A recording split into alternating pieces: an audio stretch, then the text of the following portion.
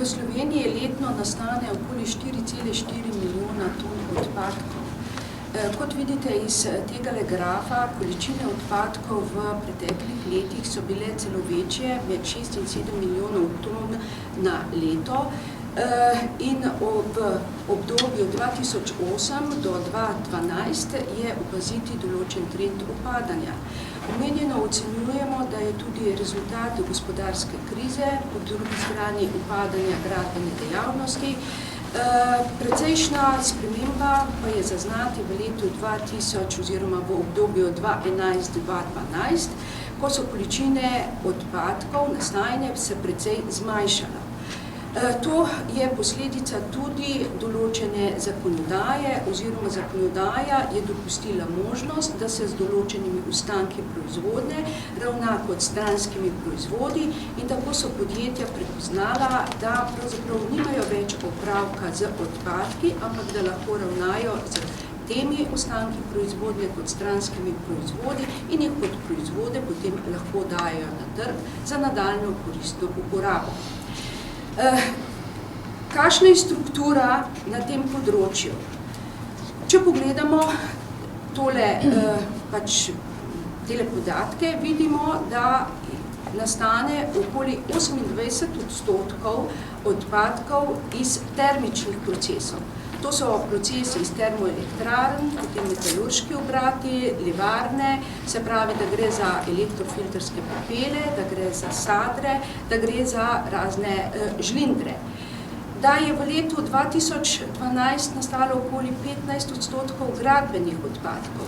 V prejšnjem obdobju je bila ta številka oziroma ta delež precej višji, torej okoli 26%, to se pravi, da odpadki iz termičnih procesov in gradbeni odpadki predstavljajo enega izmed oziroma pomembne tokove odpadkov in to so tudi tisti odpadki, kjer imajo oziroma jih prepoznamo, da imajo največje možnosti za uporabo v gradbeništvu.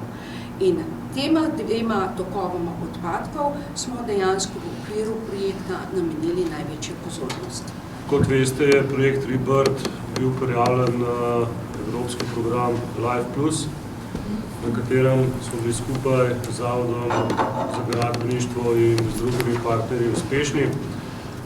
Cilj samega projekta je prispevati k višji stopnji recikliranja gradbenih in industrijskih odpadkov ter njihovo povečano uporabo v gradbeništvu v Sloveniji. Že kolegica Janja povedala, je v Sloveniji zelo velik potencial na tem področju in v širši obliki se moramo s tem problemom najprej soočiti, potem pa videti, na kakšen način lahko te odpadke ponovno uporabimo. Jaz bom šel na kratko čez same aktivnosti v projektu. Sam projekt je zajemal aktivnosti, kot so praktični prikazi uporabe takih odpadkov, izdelava filmov.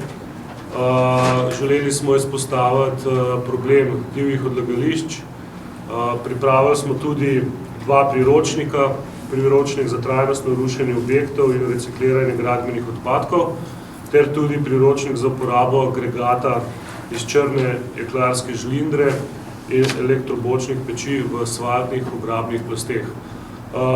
Za obe dve te teme smo imeli tudi izvedeno demonstracijski prikaz, da smo dejansko na cestnem odseku ta material ugradili v vozno cestišče, kjer lahko vidimo, da se tudi reciklirani materiali lahko uporabljajo naprej.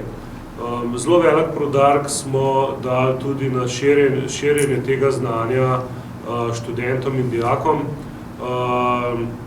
Ta problem, če lahko tako rečem, smo zajeli z dvema aktivnostma. Ena je naša mobilna razstava, ki je bila že na 16 lokacijah po Sloveniji, od osnovnih in srednjih šol do občin. Sama mobilna razstava lahko danes tudi vidite odzunaj v avli, prikazuje problem samih gradbenih industrijskih odpadkov, pokaže, kako lahko pristopimo k recikliranju teh odpadkov in potem imamo prikazane tudi primere novih recikliranih materialov.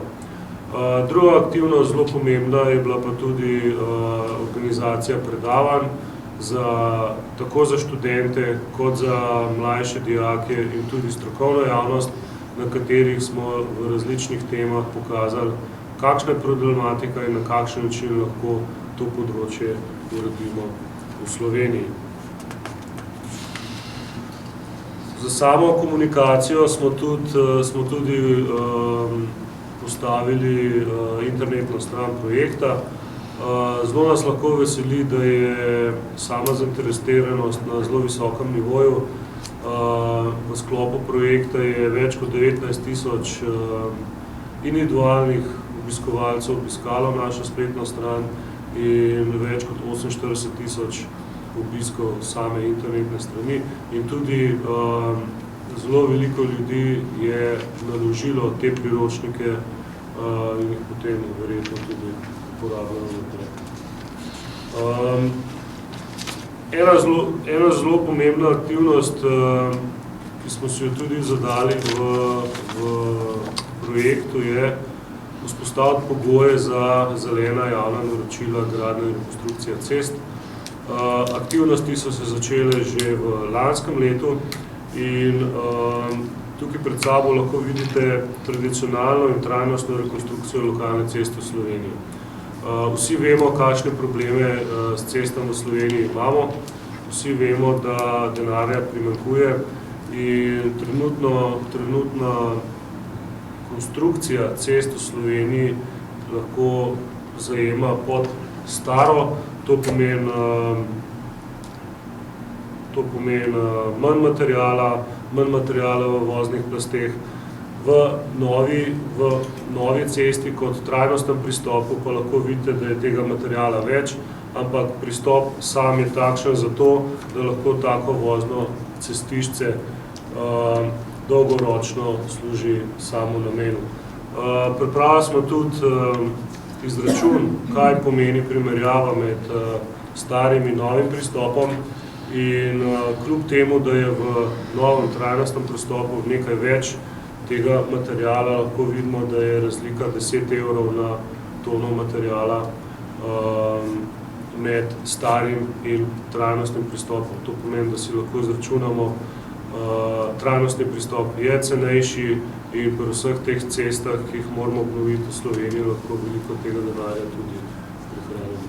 V okviru omenjenega projekta seveda smo se srečevali tudi z vprašanje, kaj oziroma kdaj govorimo o odpadkih, kdaj govorimo o stranskih proizvodih in kdaj nekemu odpadku preneha status odpadka. Namreč, zakaj je to pomembno? Predvsem zato, ker je vprašanje potem, katera zakonodaja velja. Ker dokler imamo opravka z odpadki, seveda je treba ravnati po predpisih o odpadkih. Ko pa odpadek predelamo, pridobimo nove proizvode, iz tega pa začne veljati potem zakonodaja, recimo v primeru, da gre za uporabo v gradbeništvu, gradbene zakonodaje, se pravi zakonodaja o gradbenih proizvodih. Poleg tega pa velja še tudi, oziroma je treba upoštevati zakonodajo REACH, ki pomeni, da gre za predpise, ki urejajo registracijo, evaluacijo in avtorizacijo kemikalij. Tako da vprašanje je, ali imamo opravka z odpadki, se ravnamo po predpisih o odpadkih, ko pa odpadki postanejo proizvode, oziroma iz njih pridobimo proizvode, pa začne veljati zakonodaja o proizvodih.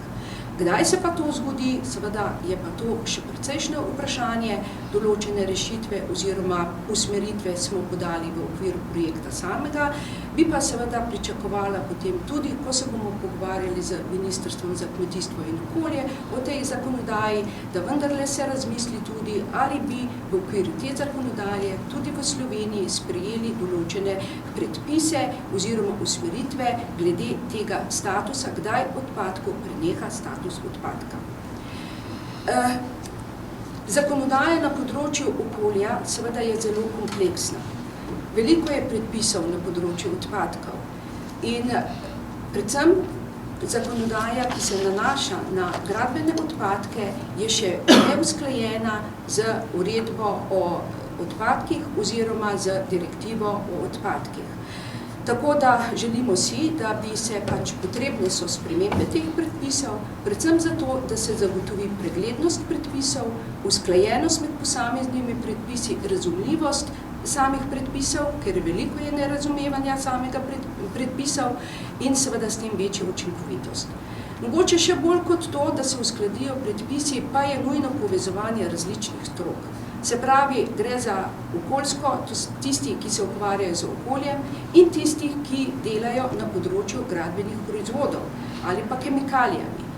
Ker odvisno od tega, oziroma zelo pomembno je to, da se razumejo, kaj pomenijo, da razumemo vsi, kaj pomenijo posamezni pojmi in da potem vemo, kako ravnati potem ali z odpadki ali pa z proizvodi. Se pravi, pomembno je to povezovanje strok, tako tistih, ki delujejo v upravnih organih, inšpekcijskih službah, kot tudi stroko, ki deluje potem v praksi.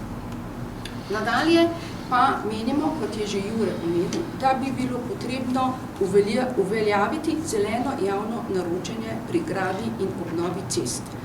Ker namreč, če želimo spodbujati uporabo odpadkov kot vir, oziroma odpadek je vir, in če želimo to v praksi tudi izvesti, so nujno potrebne določene spodbude.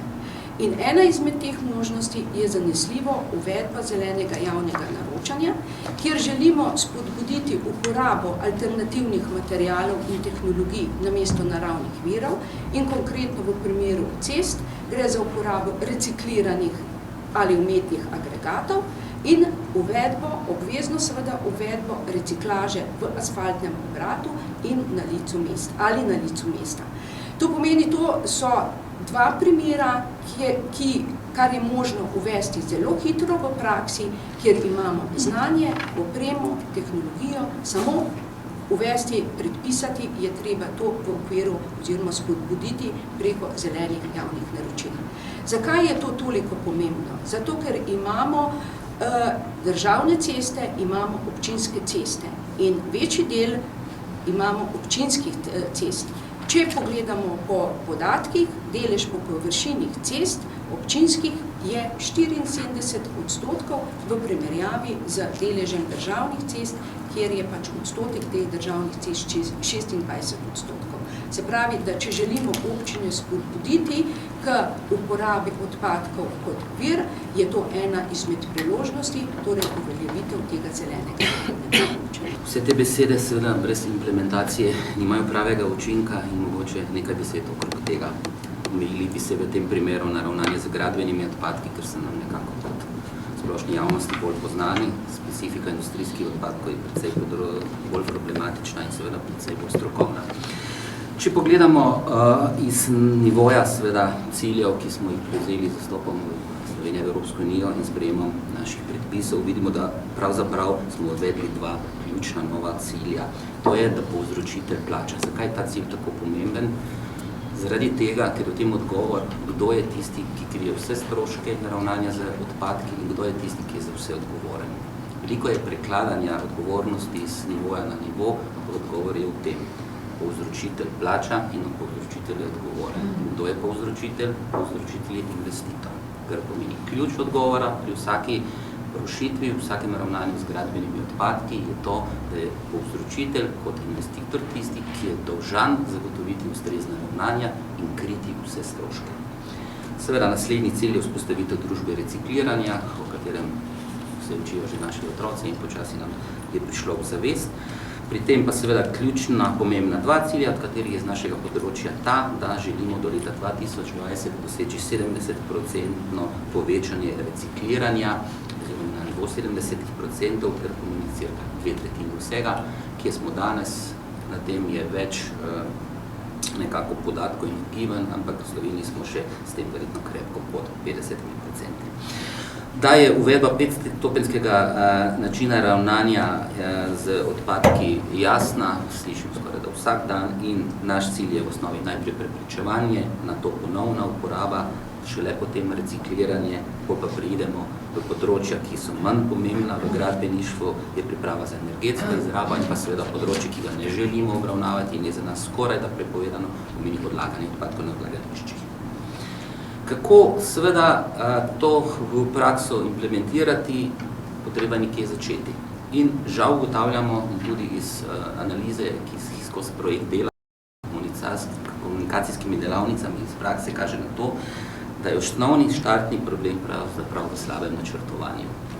Tukaj boste si v miru prebrali nekaj primerov, ki so žal slovenska praksa in ki so živo nasprotje tistega, kar želimo z projektom in seveda z predpisi in smernicami doseči. Kar pomeni, v osnovi projektanti glavnini ne spoštujejo tega, kar mi skozi našo delavnico promoviramo, pomeni selektivnega rušenja, spodbujanja recikliranja in ponovne uporabe recikliranih materialov. Kar pomeni, da je več ali manj preko razpisov, katere temelje so opisi del za izvedbo del v gradbeništvo, se žal v veliki večini še vedno vleče ravnanje na način, da odpadek ni problem in da ga je tako ali tako na neko bližnjo deponijo možno odložiti. Žal, to ni res. V 4 primerih je to nazorno prikazano in da to ni iz nekega starega obdobja, vidimo, da so to projekti iz leta 2012, 2013, niso imenovani, vendar so nekateri od teh tudi zelo znani slovenski projekti, toliko mogoče v temelj problema. In seveda, ker izvajalci del v veliki večinoma v borbi za svoje delo premalo povzročijo pozornosti, posvetijo temu problemu, seveda se s tem problemom srečajo v izvedbi. In ker seveda odlaganje odpadkov na odlagališče je danes pravzaprav v Sloveniji skoraj da nemogoče z področja gradbenih odpadkov, prvič zaradi omejenega prostora, drugič pa zaradi seveda višine cen odlaganja, da ne govorim okoljskih taks, je posledica velikokrat takšna, kot jo srečujemo v vsakem koraku, v grobi oceni 10.700 črnih odlagališč v Sloveniji, od tega velika večina gradbenih odpadkov.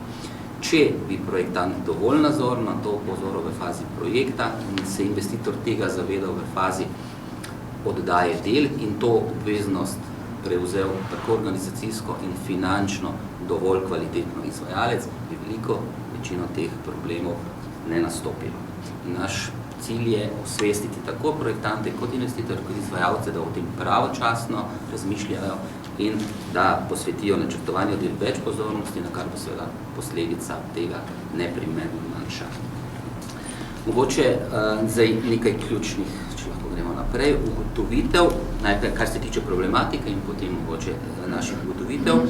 Vidimo, torej že povedano, da je slabo vključevanje problematike ravnanja v fazah načrtovanja po naši oceni eden od temeljnih problemov.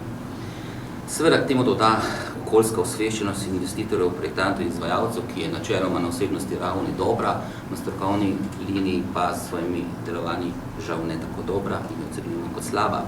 Seveda k temu doprinese tudi nizka stopnja načrtovanja na mesto nastanka, to pomeni na gradbiščih, kar je zopet povezano z organizacijo dela, kolikor to ni dobro načrtovano, tudi izvajalec prepuščen samemu sebi, svoji improvizaciji in reševanju problemov iz dneva v dan. To pa seveda povzroča v nadaljnjih korakih stroške in nelegalna ravnanja.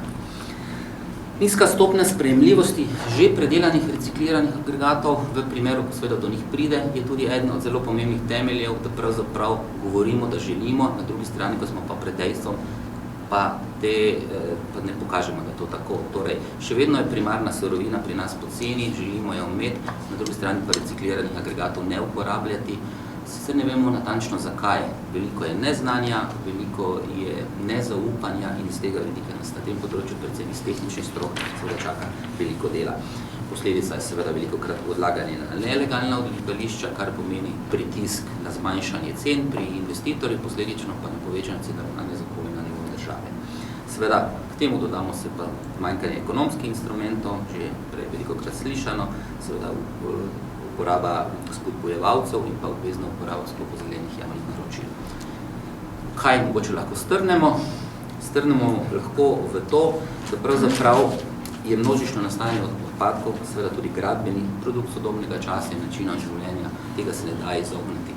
Prav je, da govorimo o zmanjšanju količin nastankov, ampak sodobna družba nas vrti k temu, da odpadki bodo in se jih ne da nekako odvreči. Odloženi v naravo seveda predstavljajo breme, odloženi na odlagališča pa predstavljajo izgubljeno surovino. To je naš pogled na zadevo in ne želimo nadaljevati. Po zaključku življenjske dobe nekega predmeta, zgradbe ali objekta, le-ta nima več uporabne vrednosti, ima pa neko osnovno vrednost. Ta osnovna vrednost je zopet nadaljevanje naših misli.